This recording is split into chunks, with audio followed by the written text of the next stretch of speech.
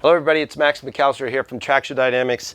I'm doing the kind of a follow-up button-up video to installing, we're going to call it part 2, installing the Hondaline trunk rack and tail light or brake light on a 2021 Goldwing. So I had kind of showed you a bunch of the steps a little while ago. I did want to show you one thing that they improved here that's a lot better. The pocket, the hole where the wiring is for your brake light and your internal trunk light, that hole is much bigger and much easier to work with if you had to get to the wiring and the connectors. And you know, now this is all so clean inside of here, and the hardware fits real nice and everything lines up good. It's really nice product. However, there is one giant joke which I had forgotten about, which is trying to put the trunk rubber pads on in conjunction with the tail light. So this is another one of Honda's humorous, I think, poor attempts at humor. Here's our picture. Is that in the camera? Let's see what the instructions say. Install the left rack top cover as shown.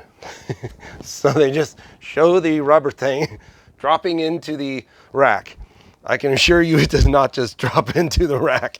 So I had advised you while the rack was off to pull all of the little tits through and work the rubber grommet through the windows, because that's actually very challenging to do. And then leave this last row of the tits up, because you have to lift this up and put these 4 screws in to pull the taillight up to the trunk.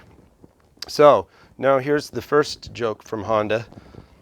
Well, if we put these in here, so there's only, you know, 4 or 5 millimeters of depth to the pocket.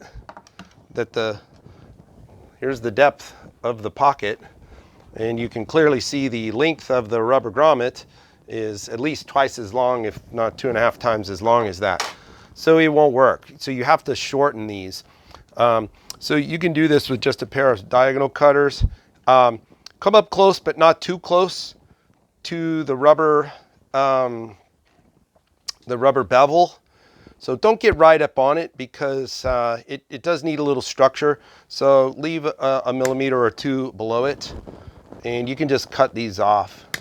In fact, if you don't like the look of them hanging from under your bike, you can actually chop them off as well on the whole pad. So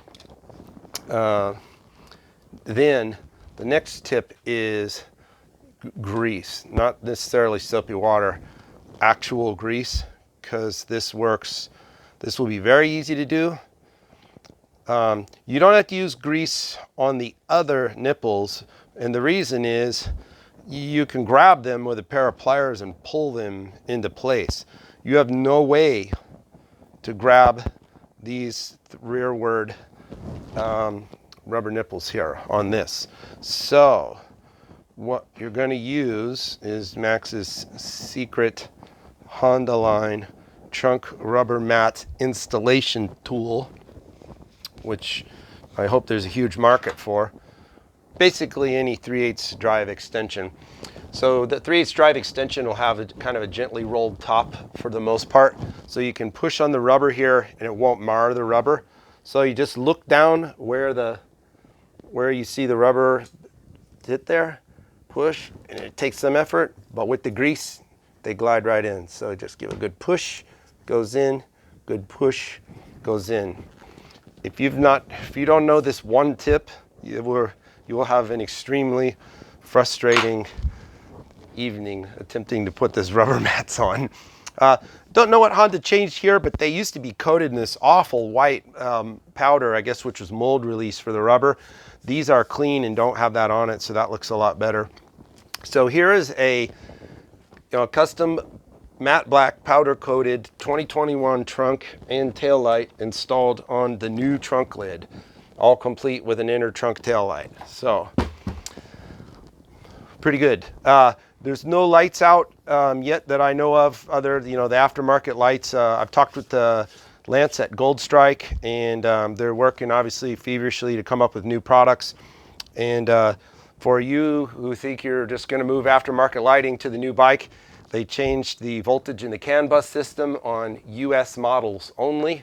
And so a lot of the lighting products won't interchange from bike to bike now. So the aftermarket lighting companies are having to not necessarily change their molds, but change some of the way the LED lights work internally to match the CAN bus system on the bike.